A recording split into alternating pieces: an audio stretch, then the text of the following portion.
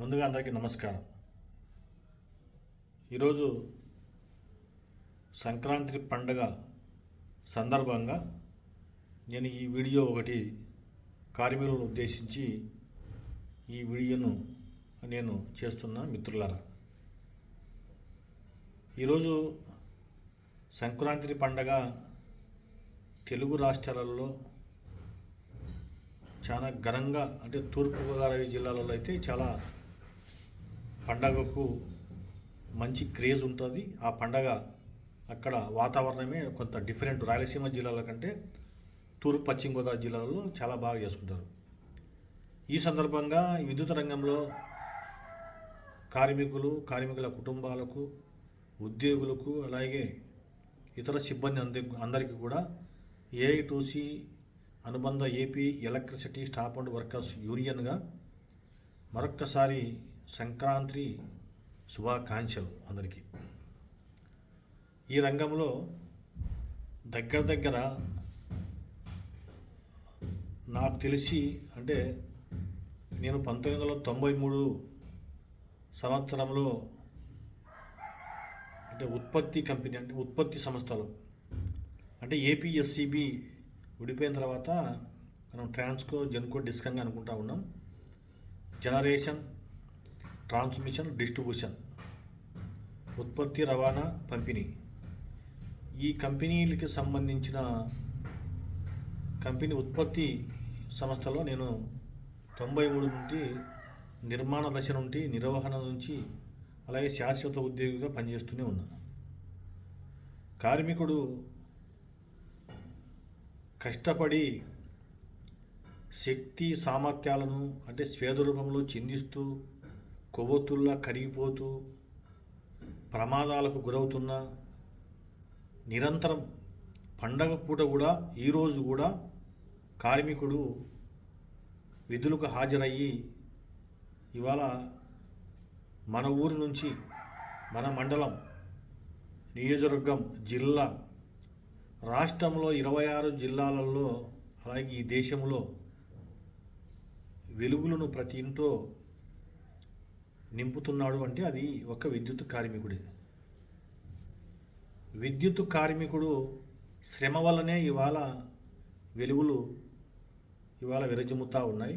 ఈ దేశం అభివృద్ధి చెందడానికి ప్రధాన కారణం ఒక విద్యుత్తే. విద్యుత్ లేకపోతే ఈ దేశంలో అభివృద్ధి అనేది జరగదు. అట్లాంటి విద్యుత్ సంస్థల్లో పనిచేస్తున్నందుకు ఒక రకంగా గర్వంగా ఉన్న, కార్మికుడు కష్టానికి విలువ తగ్గించే కుతంత్రాలు ఇవాళ యాజమాన్యాలు, ప్రభుత్వాలు చేస్తూ ఉన్నాయి. మేము ఈ రంగంలో పనిచేస్తున్నామని చెప్పుకుంటూ గర్వపడుతున్నా, కానీ పనికి ఫలితం అనేది దక్కడం లేదు. ఇవాళ ఒకరోజు కాదు, 2 రోజులు కాదు, సంవత్సరాల కాలంగా, అంటే దాదాపుగా 15-20 సంవత్సరాలుగా కార్మికుడు ఈ రంగంలో పనిచేస్తూ అతి తక్కువ వేతనాలతో చాలా దుర్భరమైన జీవితాన్ని గడుపుతూ ఉన్నాడు. అది ఒక ఉదనష్టపు విధానం అనేది రాష్ట్ర ప్రభుత్వాలు, కేంద్ర ప్రభుత్వాలు తీసుకొచ్చినాయి. అది ఏంటంటే కాంట్రాక్ట్ అవుట్సోర్సింగ్ అంటాం. కాంట్రాక్ట్ అవుట్సోర్సింగ్ అనే ఆ విధానమే ముదనష్ట విధానం అని చెప్పి గతంలో అనేక రాష్ట్రాలలో ముఖ్యమంత్రులు చాలా బాహాటంగా చెప్పినారు. ఇది మేము అధికారంలోకి వచ్చే ఈ ముదనష్ట విధానాన్ని ఎత్తేస్తామని చెప్పి. కానీ అధికారంలోకి వచ్చిన తర్వాత ఆ మాటను పక్కన పెట్టి అవి పల్లకీలు మోసే స్థాయికి తీసుకొచ్చినారు, ఆకాశాన్ని చేరుకున్నాయి. అవుట్సోర్సింగ్ అంటే మనం ఒక ఇంట్లో రెగ్యులర్గా పనిచేస్తూ ఉంటారు కొంతమంది, ఒకరు ఇద్దరు. ఒక పెళ్ళి, ఒక కార్యక్రమం జరుగుతుంది, కానీ మనం తాత్కాలికంగా వాళ్ళని 1 రోజుకో 2 రోజులకో పనిలోకి తెచ్చుకుంటే మళ్ళా పని అయిపోయిన వెంటనే వాళ్ళను మనం వద్దని చెప్తాం. అది అవుట్సోర్సింగ్.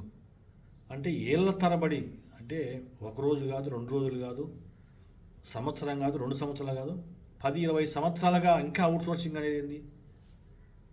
మనం బస్సు ఆలస్యం అయితే 1 నిమిషం ఓపిక లేని ఈ రోజుల్లో 1 రోజు కాదు, 2 రోజులు కాదు, ఇన్ని సంవత్సరాలుగా కార్మికుడు నిరీక్షిస్తూనే ఉన్నాడు.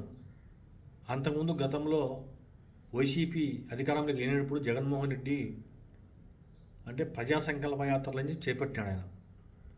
ఆ ప్రజా సంకల్ప యాత్ర సందర్భంగా అంటే ప్రతి కూడల్లో అంటే వినతి పత్రాలు మా కార్మికులను ఏమని చెప్తే మా వాళ్ళు పోయి ప్రతి ఎర్రగుంట్ల 4 రోడ్ల కూడల నుంచి అంటే ఆయన ఇడుపులపై నుంచి ఇచ్చాపురం వరకు పాదయాత్ర సందర్భంగా ప్రతి అడుగులో అంటే ఒక వినతి పత్రం వేయడం జరిగింది. అప్పుడు ఏం చెప్పాడంటే ఆయన, నేను మీ అందరినీ నేను రెగ్యులరైజ్ చేస్తా, ఇక్కడే ట్రాన్స్కో ఉంది, ఇక్కడే జెన్కో ఉంది, ఇక్కడే అది ఉంది, ఇది ఉంది, మిమ్మల్ని ఎంతమందిని వేస్తే అంతమందిని లాగేసుకుంటా సంస్థలేక అన్నాడు.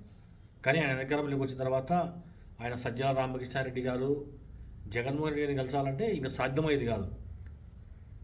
దేవుడైనా ప్రత్యక్షమవుతాడేమో తప్ప జగన్మోహన్ రెడ్డి గారు ప్రత్యక్షమైనటువంటి దాఖలాలే లేవు. ఇంకా సజ్జల రామకృష్ణారెడ్డి గారు అపాయింట్మెంటే లేవు వారితో కూడా. పవర్ మినిస్టర్ గెలిచాలంటే సూర్యుని చంద్రుని కలిసినట్టు మనం ఆకాశం పోయి కలచాలి ఆ పెద్దిరెడ్డి రామచంద్రరెడ్డి గారిని. అట్లాంటి సిచ్యువేషన్ ఉండేది. కానీ ఆ గవర్నమెంటు పట్టించుకోని నేపథ్యంలో పెద్ద ఎత్తున మేము బయటకు వచ్చి 1/4/2022 పిఆర్సీ సందర్భంగా కార్మికులకు 2022 పిఆర్సీ ప్రకారం వేతనాలు ఇవ్వాలని చెప్పి మేము ఆందోళన చేసినాం. ఏపీ ఎస్పీడీసీఎల్ తిరుపతి కార్యాలయం ముందు ఆగస్టు నెలలో 10,000 మందితో ఆందోళన చేసినాం.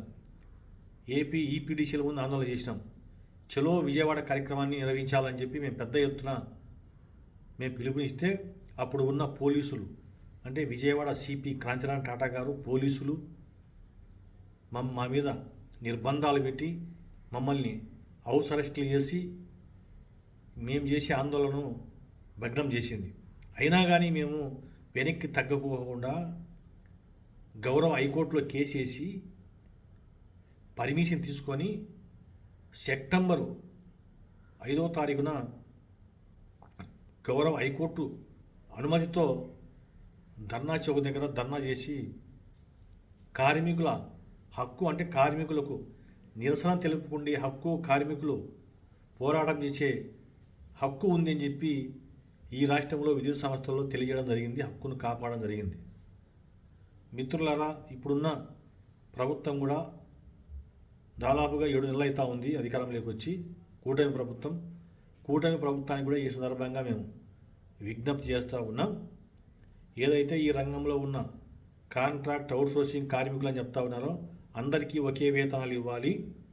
పీస్ రేట్లో పనిచేసే వారికి 1, జాబ్రుక్లో పనిచేసే వాళ్ళకి జనుకోలో 1, రకరకాల జీవో నెంబర్ 11 అను, జీవో నెంబర్ 176 అంటూ, జీవో నెంబర్ 129 అంటూ ఇట్లా రకరకాల జీవోలు తీసుకొచ్చి కార్మికులను విభజించి కార్మికుల రక్తాన్ని, కార్మికుల శ్రమని కొల్లగొడుతున్నటువంటి ఈ యాజమాన్యాలు మేము ఒకటే చెప్తా ఉన్నాం. యాజమాన్యాలకు అందరికీ సమానంగా సమన్వయం చేయాలి. ఏదైతే మేము చిరకాల వాంఛ కార్మికులకు ఉందో తడుపాటి రద్దు చేసి యాజమాన్యమే డైరెక్ట్గా వేతనాలు చెల్లించాలని చెప్పి నేను ఈ సందర్భంగా రాష్ట్ర ప్రభుత్వాన్ని యాజమాన్యం కోరుతా ఉన్నాం. ఇంకొకటి 1/4/2022 ఉద్యోగులకు అంటే పిఆర్సీలో తీరని అన్యాయం జరిగింది. సింగిల్ డిజిట్ అంటే 8% పెట్టుమెంట్ ఇచ్చి ముగియడం జరిగింది.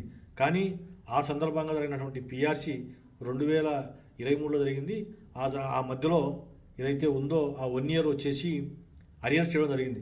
కానీ కార్మికులకు కూడా అతి తక్కువ వేతనాలు తీసుకుంటూ ఇంత శ్రమపడే కార్మికులకు అరియర్స్ ఇవ్వాలయ్యా కుయ్యో ముర్రో అని చెప్పి దాదాపుగా మేము 2023 నుంచి మా కాంట్రాక్ట్ లేబర్ వింగు రాష్ట్ర నాయకులు మే సంఘం ఎంప్లాయీస్ సంఘంగా అనేక సందర్భాల్లో అభ్యర్థులు చేస్తూ ఉన్నాం.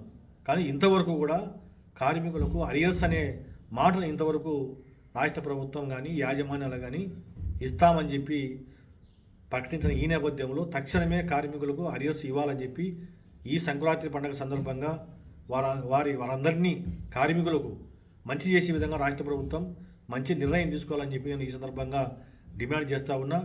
భవిష్యత్తులో కార్మికుల ఏదైతే చిరకాల వాంఛ ఉందో థర్డ్ పార్టీ విధానాన్ని రద్దు చేయాలని చెప్పి మేము AP electricity staff and workers ఏఐటీసీగా ఈ రాష్ట్ర ప్రభుత్వాన్ని యాజమాన్యాన్ని ఈ సందర్భంగా డిమాండ్ చేస్తూ ఉన్నాం.